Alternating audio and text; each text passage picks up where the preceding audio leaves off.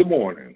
Once again, today, November 15th, 2020, this is recording 129, entitled On the Right Path. On the right path. We must understand there are many ways to get from here to California. And as long as you take the routes that are leading west, you're on the right path.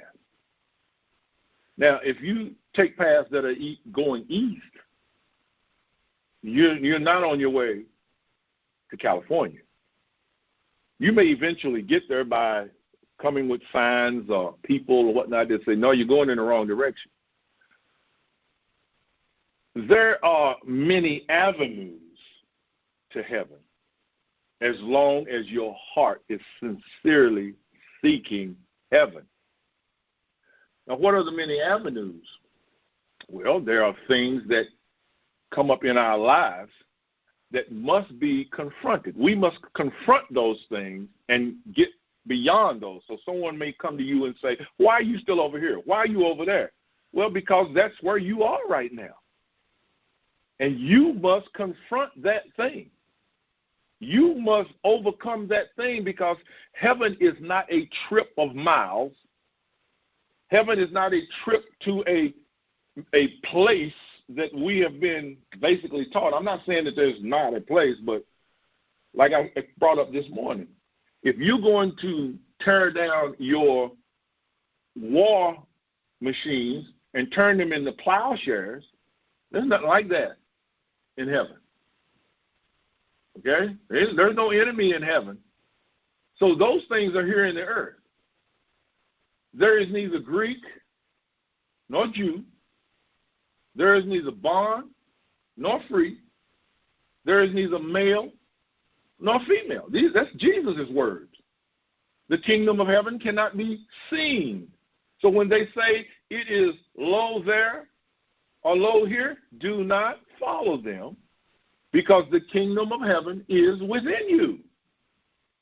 In the Gospel of Thomas, it says if they say that the kingdom of heaven is in the waters, then know that the birds have preceded you there. I'm sorry, the fish. If they say it's in the heavens, then that means that the birds have preceded you. So the kingdom of heaven is not something that we lay eyes on physically.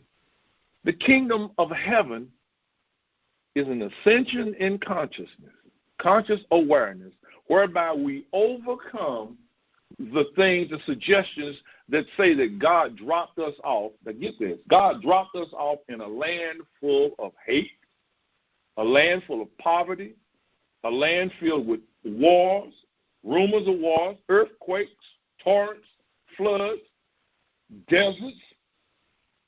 Would you drop your child off in something like that? Would you even put your child in something like this and say, this is going to be good for you? No.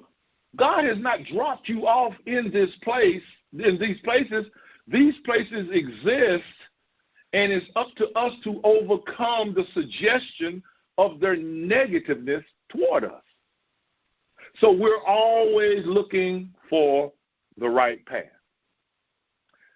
Hence our theme, Matthew 7:13. Enter ye in at the strait gate, for wide is the gate and broad is the way that leadeth to destruction, and many there be which go in thereat. Those are the words that came out of the mouth of Jesus Christ himself. Enter ye in. Strive to enter at the strait gate. What is a strait gate? The strait gate would be something that is uniform, something that has structure, something that has rules, regulations, something that is going to prove effective or beneficial. Strive to enter this way. That's why he says, whatsoever you ask in my name, whatsoever you ask in the manner that you see me asking, in the manner that you see me teaching, in the manner that you see me living my life, in the manner, which means a shift from what you have believed to a shift to what you can believe in and put all your eggs in that basket. The Father has given all things to me, and I have come to deliver these. When it pleased the Father to send me to deliver these things to you, that you should no more be tossed to and fro by commandments and doctrines of men. That's what Jesus is saying. To the lost sheep. What are the lost sheep? The lost sheep are those in ignorance. Ignorance is not a crime. Ignorance is simply a not knowing. Jesus is saying, I come that you might know. Know what? That there is a loving God, and this loving God loves you so much that he's willing to send his son, that which is most precious, knowing that his son is going to be rejected. He's willing to send his son that you might know the truth. With the bottom line being what? If you believe the Son, you shall have eternal life.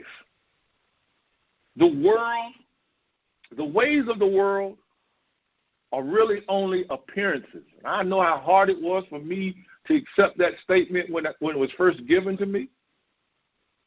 The ways of the world are simply appearances. You mean all this stuff out here that's going on is just ugly and whatnot?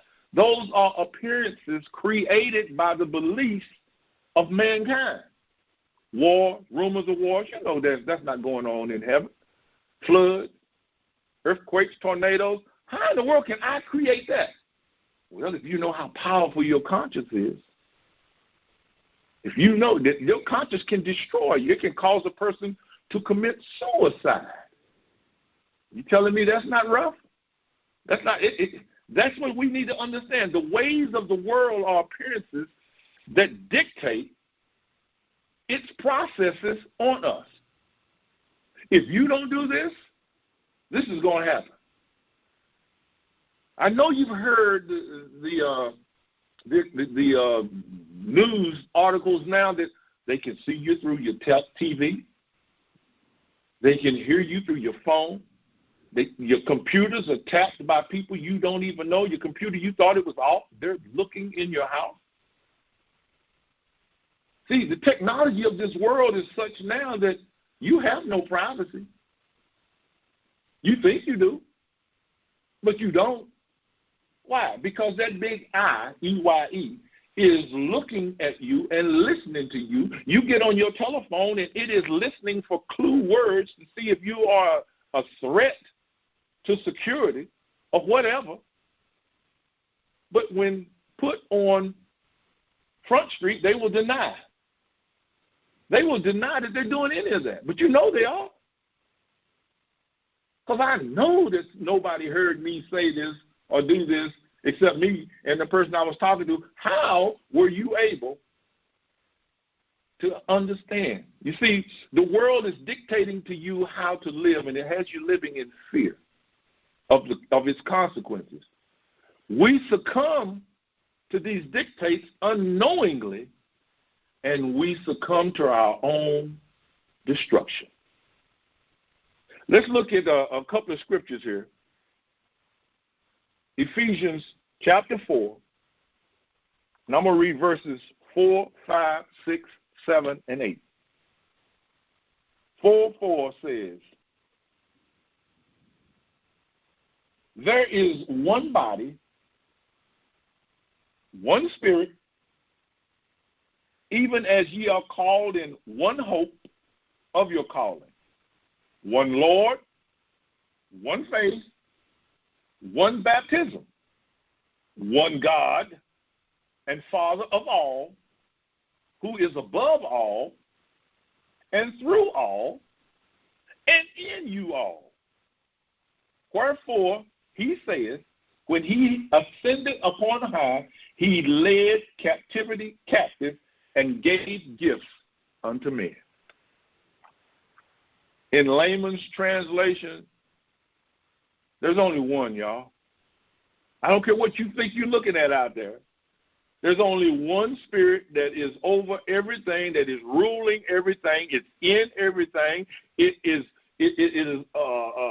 is baptizing all things. It has one faith.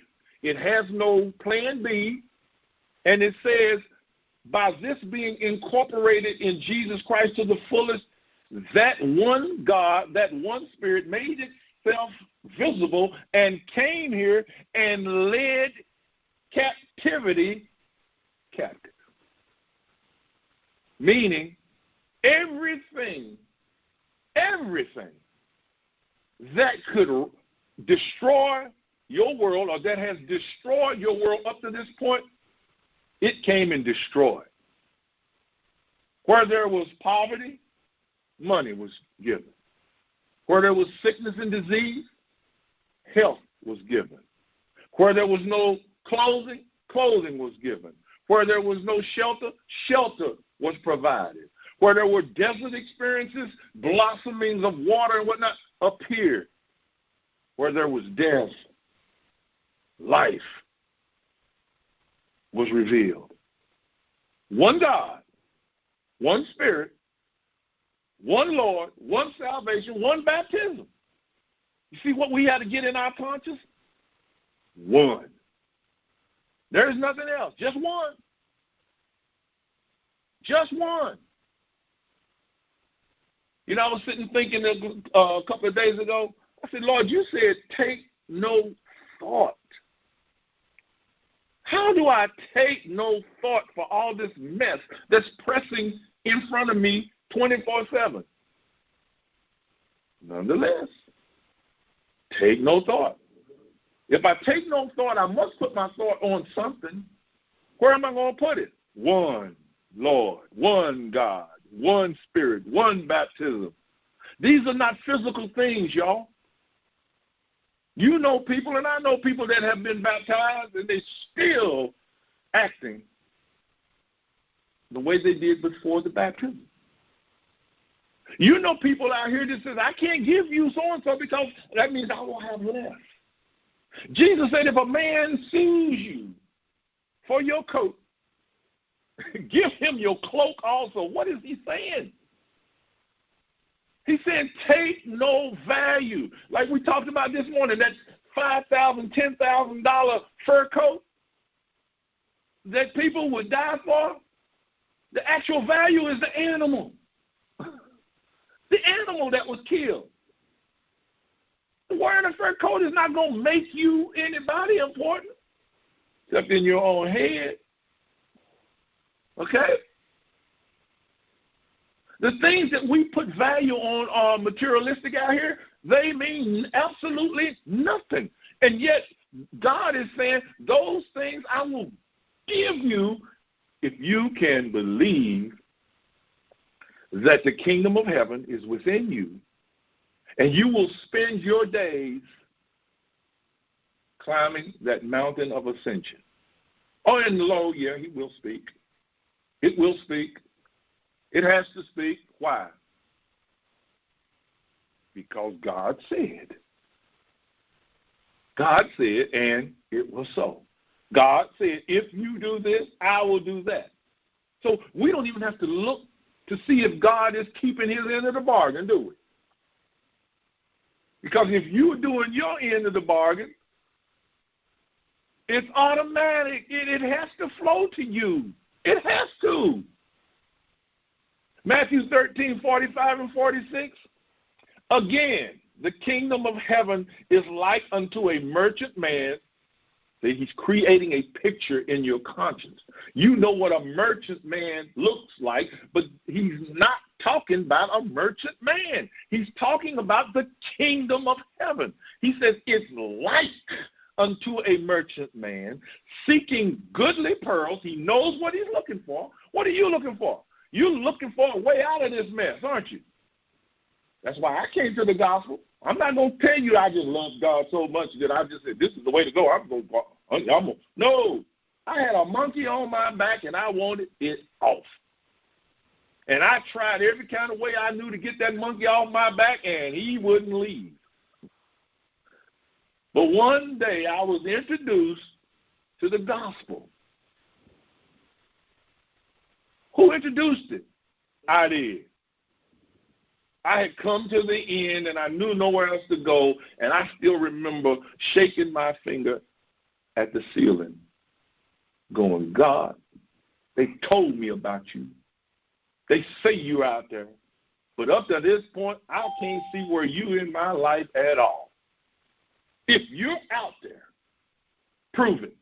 I mean, and I was giving him what up and what down, okay? It wasn't one of those, oh, Lord, if you have. No, I was shaking my finger, and I was telling him, if you out there, prove it, and if you prove that you exist, you got me, pal. That was 1975. 1975. I still can see the whole thing playing out, because within 30 minutes, that monkey was off my back, and I don't know when he left. You with me? I don't know when the monkey left. All I know is within 30 minutes, I realized the monkey was gone, and I had made a promise, which I really didn't want to keep. But it was so awe-inspiring and so amazing that I remember my very next words. You do exist. How did you do that? Man, I got to have more. And that began my search. Hey, what am I searching for? Goodly pearls. I'm not looking for materialism. At that time I was. But I'm looking for the essence of God and a relationship to God, the goodly pearl, to know him and to know him aright. Who, when he had found, this merchant, when he had found the one pearl, the idea, the amazing idea that entered his consciousness of great price, what did he do? He went and sold all that he had and bought it. That simply means he turned himself away from worldly views, believing that they would satisfy him for the rest of his life, and he began to search in the material realm that if there is a God, I must find him. Like I said, with me, it was still for all the wrong reasons. I wanted to be like Oral Roberts. I wanted to be like, as I now, Joel Osteen, T.D. Jakes, Creflo. I wanted to get out there, but it didn't happen. Because the more I sought, the more it was proven to me,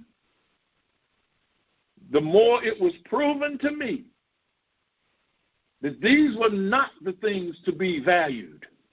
But there was something beneath this picture, something above this picture. There was something that I had to give my whole life to. And that's where, when y'all hear me say, when as a kid I used to inspect all my toys and all my little gadgets, and I would just pick at them until I tore them apart, because I'm an analyst. I want to know how stuff works, how it operates. And back then I would just pick until I tore it up. It was much later in life that I realized you better stop right here, because this thing, you bend that a little bit. And my wife watched me the other day trying to enlarge a little clip on my bag so that the class would go through. And what did I do? Broke that dude. And she just looked at me, and I said, well, another lesson. I won't do it anymore. Maybe I will, maybe I won't, but the bottom line is I know how destructive I can be if I keep picking. Now, but I keep picking at God. Why? Because I know I ain't going to tear that up. See, I can't tear that up. I know that all I can do is get what God has for me. And that means I'm selling this world.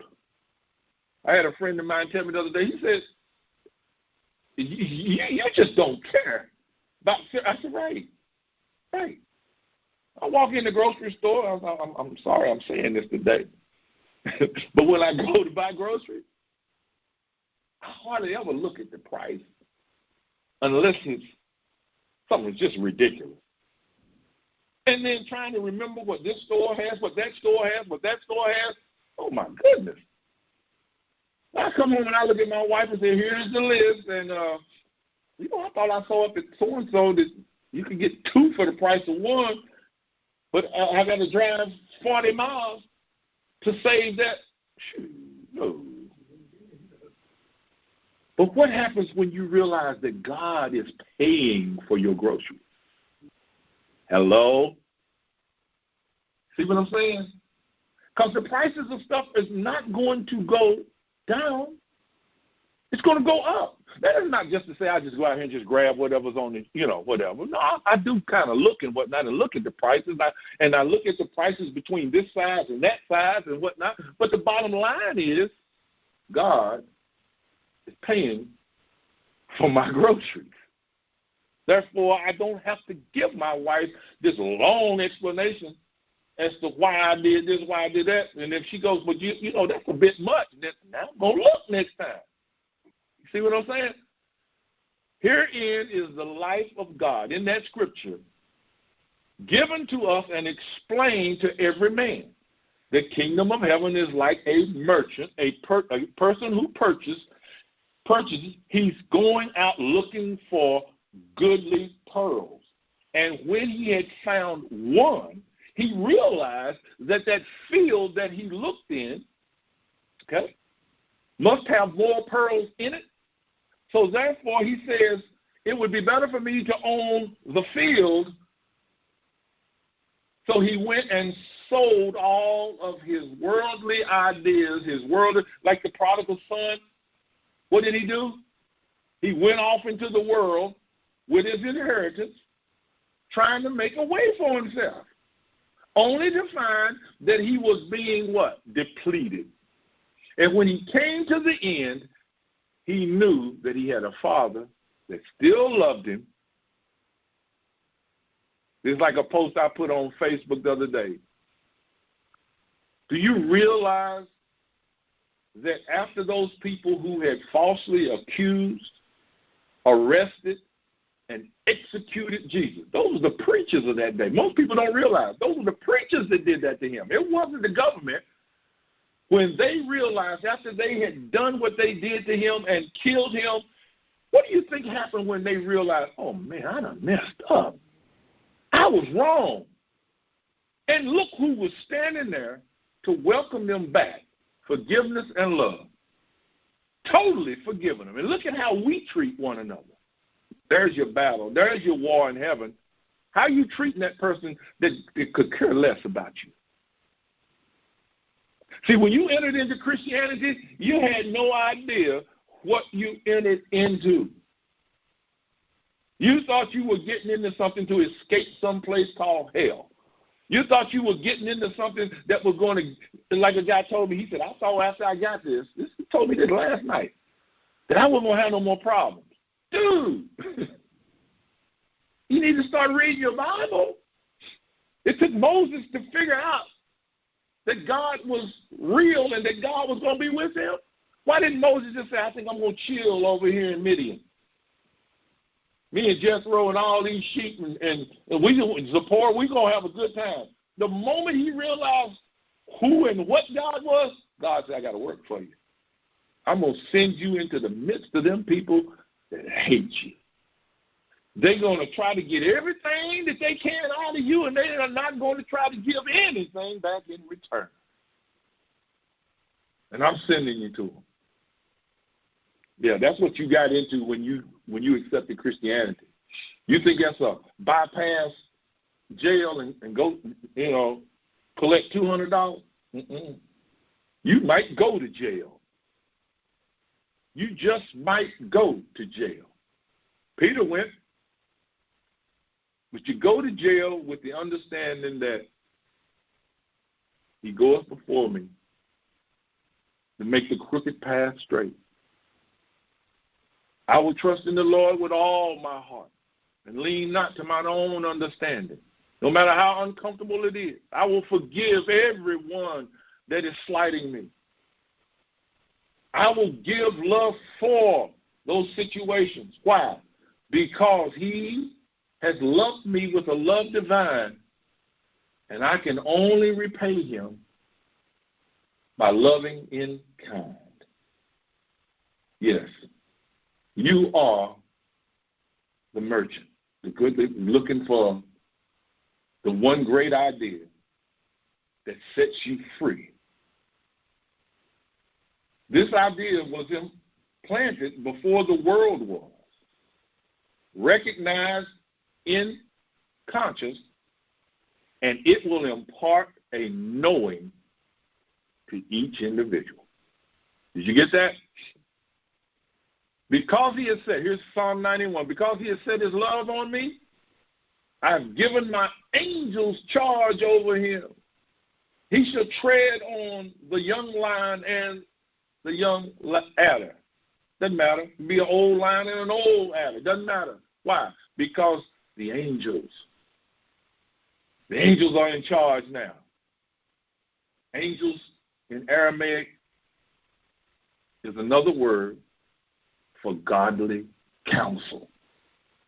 Get your mind off winged creatures flying around and doing things for you. I'm not telling you they can't show up that way. But I know that man I picked up back there in like 1977, 78 or whatever it was, I know that when I looked in my rearview mirror, he was gone. And there was no place for him to go without me seeing him. So they don't always show up as winged creatures. You got it? But if they do show up as winged creatures, listen for what they have to say, because they're bringing to you what? A message from God. That's what they're bringing. Not so you can run out in the street and tell people, I saw an angel. I did it. No. They're not going to trust me. The people are not going to believe you. Matthew 7:14. Because straight is the gate and narrow is the way which leadeth unto life, and few there be that find it. Hello? How many find it? Few. But they be the ones that are looking for it intently. They be the ones who wake up in the morning ready to look for it and go to bed at night saying, take a rest. Lord, if I can find it even in my sleep, please. Because the scriptures say that in dreams and visions, the Lord visits those that love him. So I can find it in my sleep. So how often am I looking for the kingdom of heaven, y'all? All day long. Hello? Yeah, we fall prey sometimes to situations where somebody hurts our feelings and somebody brings an accusation, and we fall down and we cry. We go crawl up in a corner and have pity, give a pity party. Some of us go grab that mad money. Y'all know what I'm talking about? Feel so bad you go out and spend that mad money, knowing that you're basically hurting the next day, but you do it anyway. We need to go to the root and understand why we're reacting the way we're reacting. Like I tell you all the time, if someone offends you in a conversation, you don't stop talking to the person, but you stop you at that point and ask yourself, why am I offended? Why am I offended? Jesus Christ said, know this. In this world, tribulations come and offenses come. But woe unto him by which these offenses come. Not woe unto you that you got that they shot it at you. Woe unto him. Why? Because he set in action things that are going to come back and haunt him. Y'all get that? He's hurting himself. And for the joy, Matthew 13:44, and for the joy thereof, goeth and selleth all that he hath, and buyeth that field. You know, you can lease cars now, or you can rent apartments. What did it say about this person? Bought it. All in. You cannot hold yourself away from the kingdom of heaven. You cannot pick and choose what verses you're going to, serve, and which ones you're going to ignore. Can't do that. Serve the Lord with all your heart, all your strength, and all your might. Sell this world, y'all. For the one who can sell all of his negative and erroneous beliefs, I applaud. If you can do that right now, shoot, man, great. But it has not been so for me, because there are beliefs that I have that are hard to turn loose. I must recognize them, and I must place them on the altar, and I must ask God to reveal to me. I had a conversation with a person last night. We were talking on the phone, and someone came around, and they were making a lot of noise in the background. And he said to the person, "Excuse me." They said, "What?" He said, "I'm on the phone. Could you kind of hold it down a little bit?" And that person said, "Like I care."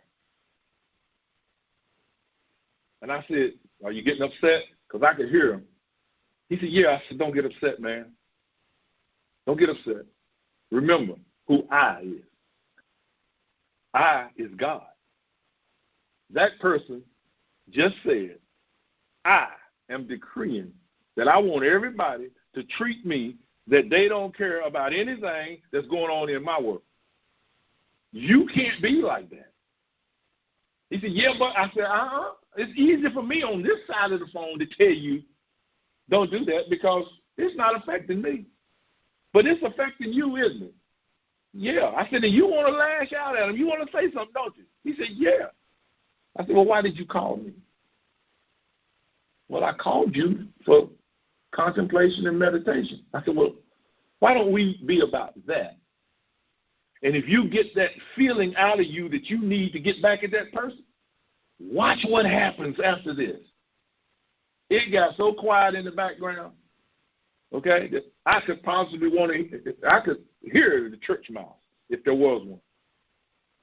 Because once you take that fuel out, like I care, how many times have you said that to somebody? How many times? No, I'm going to keep me in it. How many times have I said, like I care?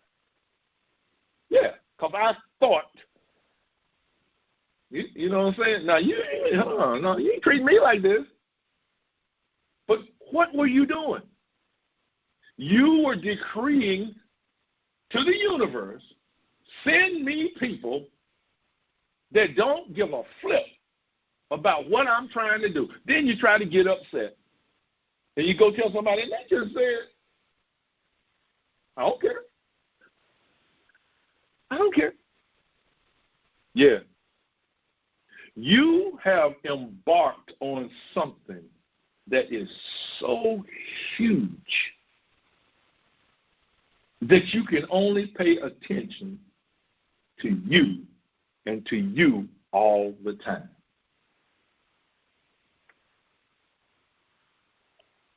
I'll say that again. You have embarked on something. What? I want to go to heaven. That's what you said. I am willing to give up everything that I might achieve heavenly consciousness, which means that anything of this world can come and accuse, threaten, and I have got to maintain this ascending consciousness, because that's what heaven is. Low is not here. Low is not there. It's an ascension in conscious awareness. And as you understand, 1 is greater than 0. 2 is 2 times greater than 0. You see it? Once you understand that, there is no more argument about the relationship between numbers seasons, they do not fight one another. They complement each other. They interact. And then they take you into, if you are intelligent or aspiring enough, they will take you into all of the, trigonometry, algebra, physics. They will take you into what most people don't even want to know exists. So stop like I care. Don't do that.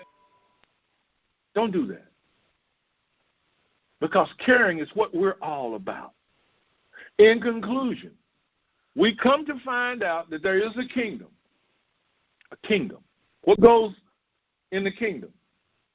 The kingdom is all. There is nothing greater than that kingdom. This is what you say you're after. The greatness and the wonderment of what's in that kingdom. That kingdom you are Lord over. Like when Abraham was seeking God and it says he placed his offering out here and he watched over it to keep the fowls of the air and the birds of prey away. That's what you're doing.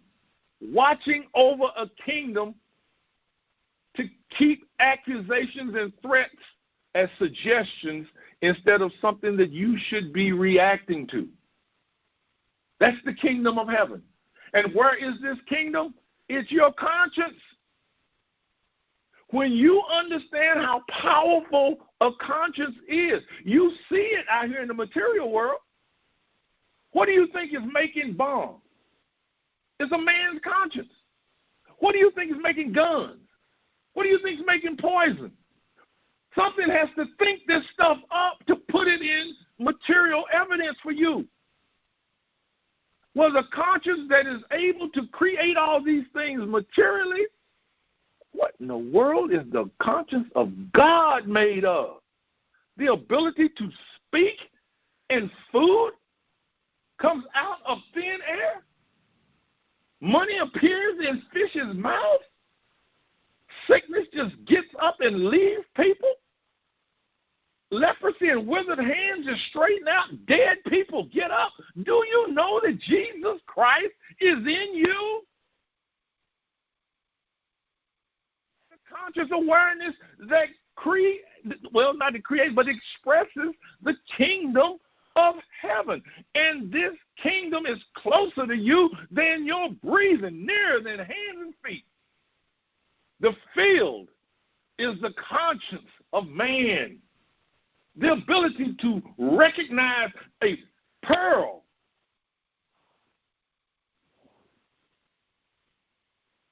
That's the field, the conscience. The conscience of man is the candle of the Lord, the light of God. Uh-oh. Can you see the thread weaving itself? The candle of the Lord is the mind of Christ.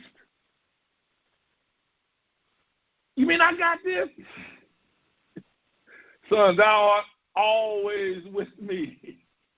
All that I have is thine. The mind of Christ is the transforming power of spirit. There's your Holy Spirit. The ability to believe and see what you believe expressed visibly. Spirit is that which gives life. Oh, my goodness. Life is the only begotten of God. There's no life other than God, and that life is you. That one sent from heaven to restore. Restoration is the expression of God's glory. God's glory is the true path, and the path is right. I am on the right path. God bless you.